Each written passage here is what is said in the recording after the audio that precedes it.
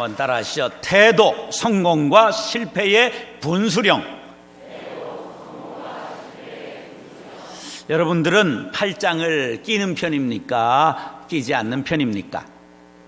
행동심리학자가 팔짱을 끼는 것은 상대방에 대한 거절 혹은 자기 방어를 하는 보호 본능의 행위로 상대방에 대한 경계심을 표출하는 것이다, 그렇게 말했어요.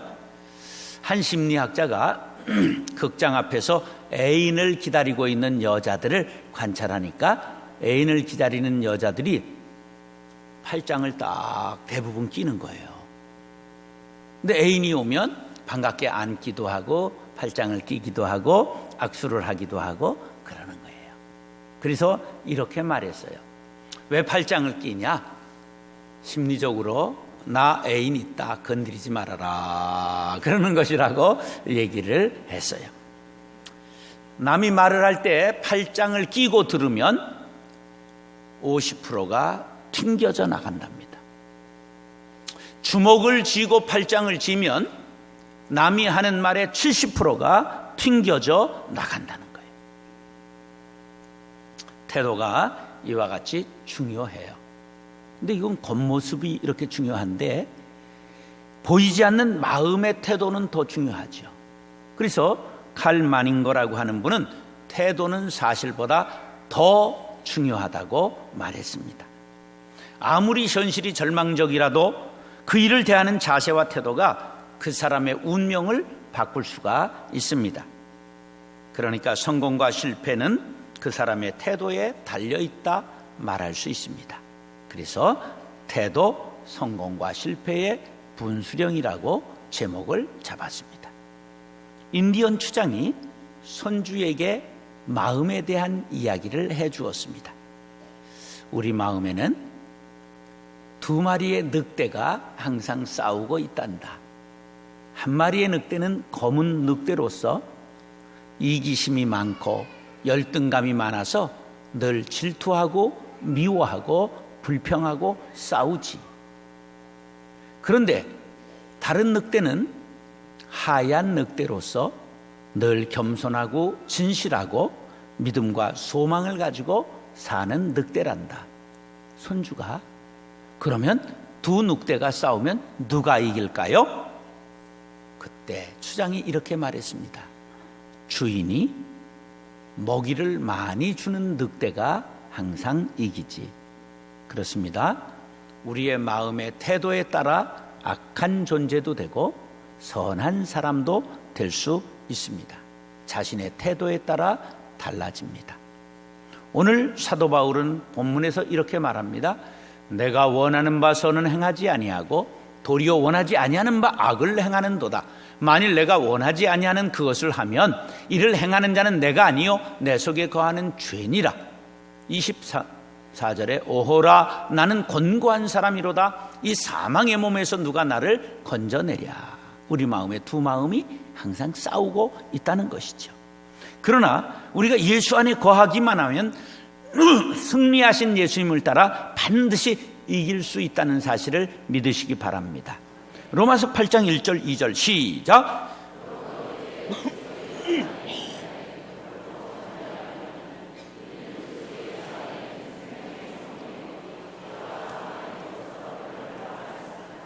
우리 마음에 생명과 성령의 법이 있고 죄와 사망의 법이 있어서 둘이 싸운다는 거예요. 그런데 예수 그리스도 안에 있으면 생명과 성령의 법이 날마다 승리하게 될 줄로 믿습니다. 더 이상 검은 늑대에게 먹이를 주지 마시기 바랍니다. 그 먹이는 다툼과 시기와 분냉과 당짓는 것과 비방과 수군거림과 거만과 불평과 불만 같은 것들입니다. 오늘 이런 것들은 아예 폐기 처분하리라 다짐하시는 분은 아멘 하시기 바랍니다. 그렇다면 이제는 하얀 늑대에게 믿음과 소망과 사랑과 희락과 화평과 인내와 자비와 양성과 충성과 절제와 할 수 있다 하면 된다, 꼭 된다, 긍정적인 먹이를 주시기를 다짐하시는 분은 아멘 하시기 바랍니다. 그러면 죄와 사망의 검은 구름은 사라지고 생명과 성령의 법이 당신의 삶을 주장하게 될 것입니다. 그러고 보면 태도는 성공과 실패를 가르는 정도가 아니라 천국과 지옥을 가르는 것이 되는 것입니다. 사랑하는 형제 자매 여러분, 오늘 본문 말씀을 상고할 때 은혜 받아 바른 태도를 갖게 되고 생명의 성령의 법을 따라 승리하게 되시기를 예수님의 이름으로 축원합니다. 따라서 잘못을 인정하는 태도가 중요합니다. 사람이 자기 잘못을 인정하는 것은 대단히 어려운 일이에요. 왜 그러냐면 인류의 조상 아담이 하나님께서 먹지 말라 한 선악과를 따먹잖아요. 그때 하나님께서 아담아 내가 어디 있느냐 부르시니 내가 벗었으므로 부끄러워 나무 사이에 숨었습니다. 그렇게 대답을 해요.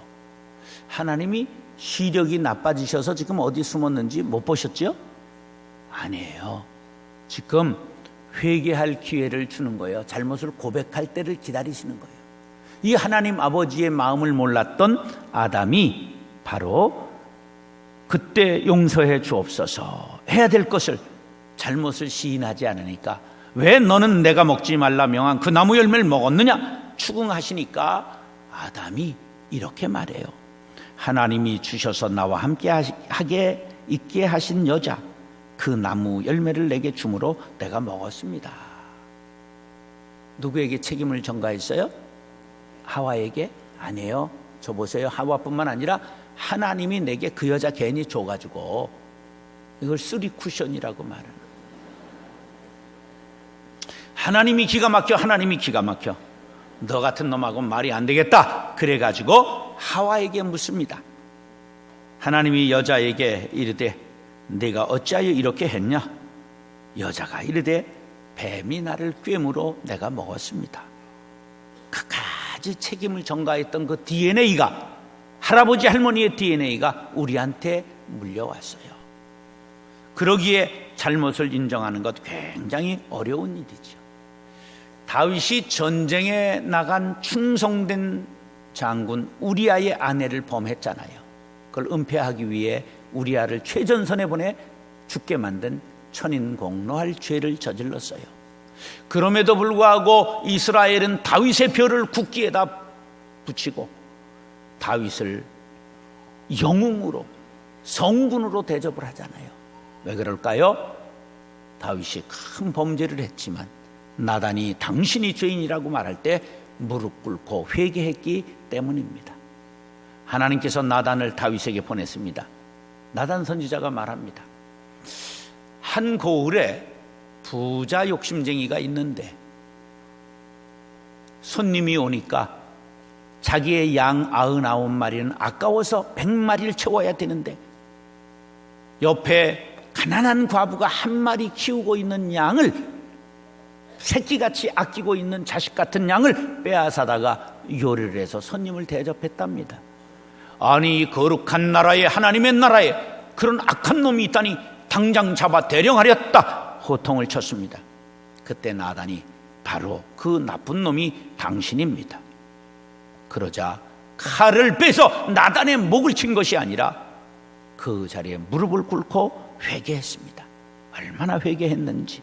내가 탄식함으로 피곤하여 밤마다 눈물로 내 침상을 띄우며 내 요를 적시나이다. 시작.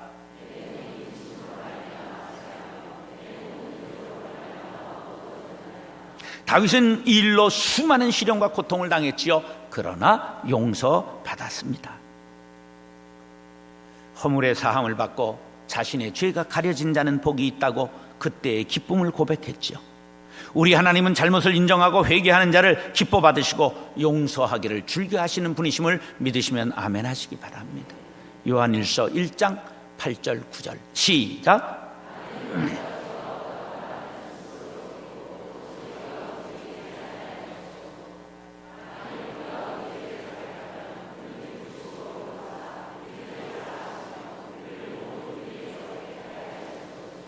사랑하는 형제 자매 여러분, 잘못을 인정하고 회개하여 용서받고 자유를 얻게 되시기를 예수님의 이름으로 축원합니다. 따라서 생각을 바꾸면 태도가 바뀝니다. 로마의 한 귀족이 부족할 게 없어요. 지위도 있고 재산도 있고 노예도 많이 거느리고 사는데 기쁨이 없어요. 행복하지 않고 불안하고 불평이 입술에서 그냥 튀어나와요. 근데 그 집안에 절름발이 노예가 있는데 언제나 랄랄룰루 노래를 부르며 얼굴에는 천사의 미소가 있어요. 저거는 뭐가 저렇게 좋을까? 하루 그를 불렀습니다. 내가 내게 행복을 가르쳐 주면 내가 너를 자유인으로 풀어주겠다.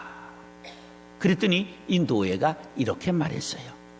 당신이 원할 때 어떤 일이 벌어지기를 바라지 말고 어떤 일이 벌어졌을 때 그게 바로 당신이 원하는 일이라고 생각하십시오. 보다 행복할 수 있을 것입니다. 그 말을 듣고 보니까 그럴 것 같아요. 생각을 바꾸었습니다. 행복해지기 시작했어요. 그 노예를 풀어주었습니다. 자유인이 된 이 노예가 많은 사람들에게 연설을 하고 드디어 제자들이 생겨서 유명한 학자가 됐어요. 에픽테토스라고 하는 사람의 이야기입니다.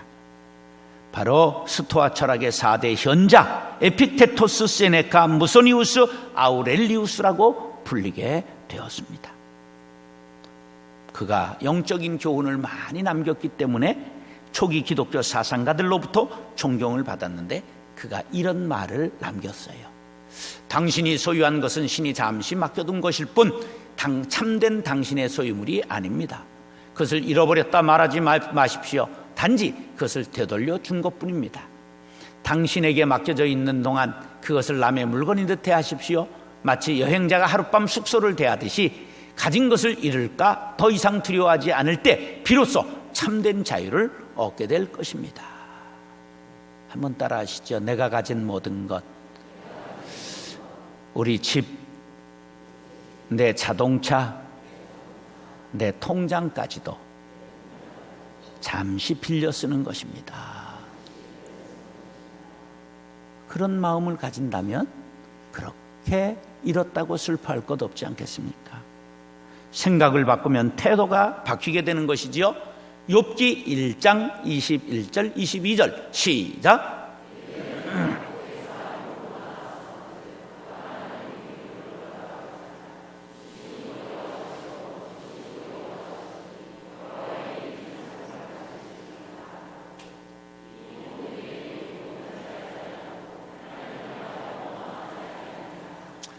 전 재산을 다 잃고 자녀 10명을 잃은 욥의 말입니다. 작년은 수능시험이 쉽게 나와 별명이 무슨 수능이 됐죠? 물수능. 올해는 시험이 어렵게 나와 무슨 수능이 됐죠? 불수능이 됐어요. 이름도 잘 줘요. 내년에는 뭐가 될지 모르겠어요.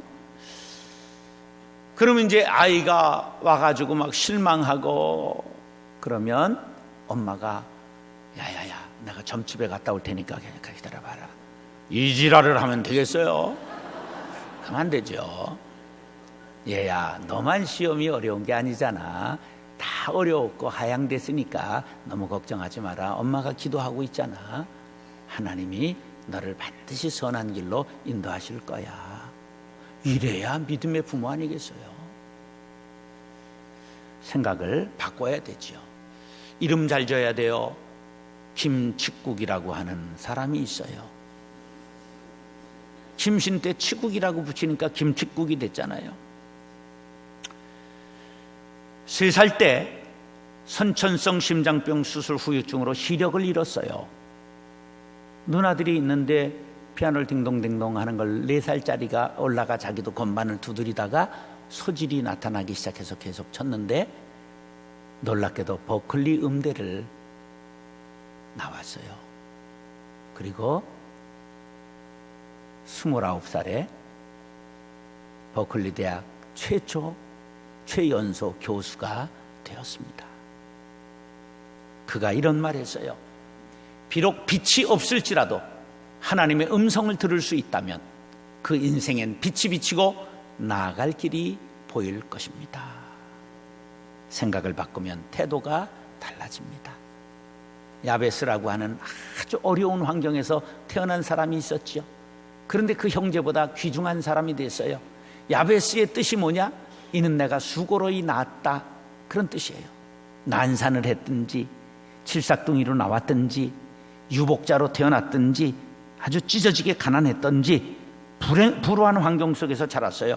그런데 10절에 보니까 어떻게 됐냐면 야베스가 하나님 앞에 간절히 기도합니다. 주께서 내게 복을 주시려거든 나의 지경을 넓혀주세요. 주의 손으로 나를 도와주세요. 나를 환난에서 벗어나게 해주세요. 근심이 없게 해주세요 했더니 하나님이 그가 구하는 것을 모두 들어주셔서 존귀한 사람이 되었더라. 할렐루야. 사랑하는 형제 자매 여러분, 여러분의 사정이 우겨싸임을 당하여서 피할 길이 없습니까? 하늘을 바라보시고 하늘에 열린 문을 두신 하나님을 바라보시기 바랍니다. 하나님이 내 편이시니 내가 누구를 두려워하리요? 담대하시기 바랍니다. 생각을 바꾸면 태도가 바뀌고 태도가 바뀌면 인생이 달라집니다. 생각을 바꾸고 영적 전쟁에 승리하게 되시기를 예수님의 이름으로 축원합니다. 따라서 준비하는 태도가 미래를 결정합니다. 도요토미 히데요시가 일본을 통일했다는 소식이 조선 정부에 들어오자 조정의 회의가 열렸어요. 그래, 일본을 정탐해 보는 것이 좋겠다. 조선 통신사로 황윤길 부사로 그리고 이제 김성일을 파송하게 되었습니다. 그들이 먼 길 고생하고 10달 만에 돌아와 조정회의가 열렸습니다. 정사인 황윤길이가 전쟁에 대비하셔야 될 것 같습니다. 그러니까 부사인 김성일이가 전쟁 침략의 징후를 발견하지 못했습니다. 안심하셔도 좋을 듯합니다. 그런데 그때 김성일이의 일파인 동인이 정권을 장악하고 있었기 때문에 김성일의 말을 듣고 전혀 전쟁 준비를 하지 않았습니다. 그로부터 딱 1년 후에 1592년 4월 15일 저 부산포에 700척의 배에 20만 명의 일본군이 쳐들어왔고 불과 18일 만에 한양이 점령되었어요. 걸어서 18일에 올 수 있을 것 같아요? 힘들거려. 산을 넘고 옛날 길로 와보면 막 달리기 하고 온 거예요. 이순신 장군, 의병, 하늘의 도움이 없었더란들 우리는 완전히 망한 민족이 되었을 거예요. 이미 임진왜란 9년 전에 이율곡 선생님이 병조판서였어요. 그가 북쪽의 오랑캐와 남쪽의 왜구를 막기 위하여 10만 명을 양성해야 됩니다. 10만 양병서를 주장했지만 조정이 받아들이지 않았다가 이렇게 낭패를 보고 큰 어려움을 당한 거예요. 그때 그 10만 양병성을 받아들였더라면, 그런데 역사에는 가정이 없다는 말이 있잖아요. 역사에는 if라고 하는 게 성립이 안 되는 거잖아요. 여기에 우리가 새겨둬야 할 것은 유비무한의 정신입니다. 대비하고 준비하고 예비하는 것 똑같은 말이지요. 세상 사람들은 100세 시대 노후를 준비하고 은퇴 이후를 준비하느라 기술을 배우기도 하고 재테크를 배웁니다. 그러면 우리 그리스도인들은 무엇을 준비해야 될까요? 다가올 환난을 대비하고 구원의 방주를 예비하고 날마다 일용할 양식을 예비해야 될 줄로 믿습니다. 노아는 하나님의 명을 받고 120년간 방주를 만들었어요. 세상 사람들이 이해하지 못해 조롱하고 손가락질했습니다. 아랑곳하지 않고 그것도 산 꼭대기에다 방주를 지었어요. 그런데 사람들은 드디어 늙더니 머리가 돌았다고 수군거렸죠. 드디어 대홍수가 시작되었습니다. 다 물에 잠길 때 노아의 배만 둥실둥실 뜨게 되었고 드디어 노아의 가족 8명만 살게 되었다고 베드로전서 3장 20절에 기록되어 있습니다. 시작.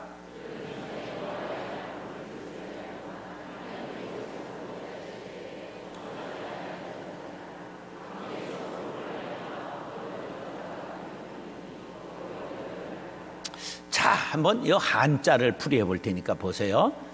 배 주에다 8사람이 탄 것이 큰 배 선자입니다. 묘하지요?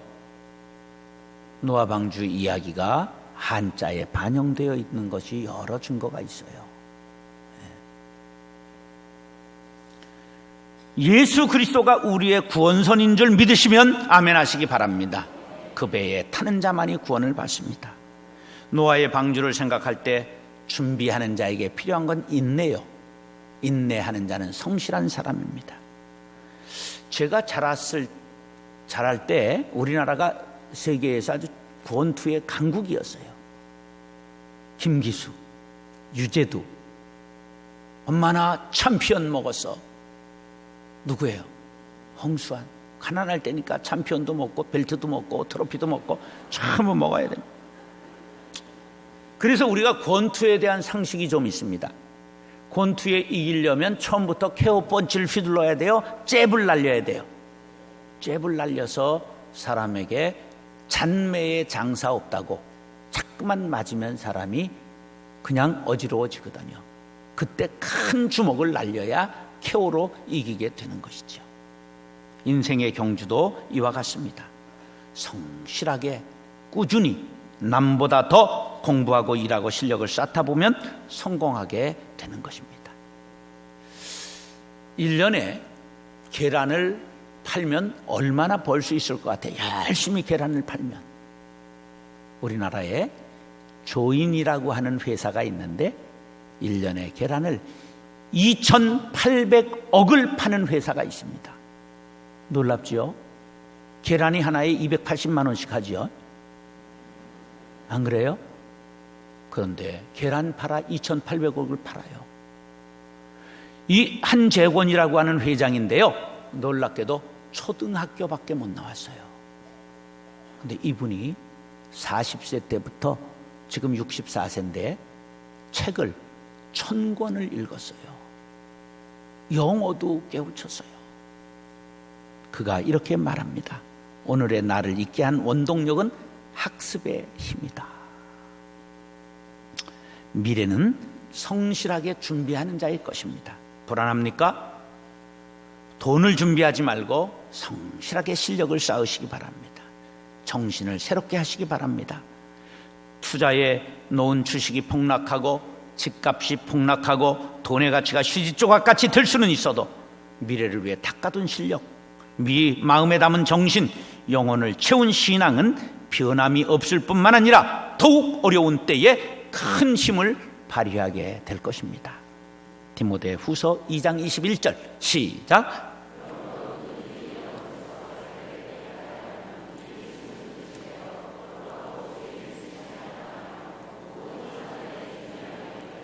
하나님이 쓰실 만한 깨끗한 그릇, 영혼이 깨끗한 그릇을 준비하시기 바랍니다. 준비된 자만이 미래의 주인공이 될 것입니다. 사랑하는 형제 자매 여러분, 다윗처럼 잘못을 깨달은 즉시 인정하는 태도, 부정적 생각을 긍정적 생각으로 바꾸는 사람, 성실하게 내일을 준비하여 미래의 주인공, 천국의 주인공이 될 수 있기를 예수님의 이름으로 축원합니다.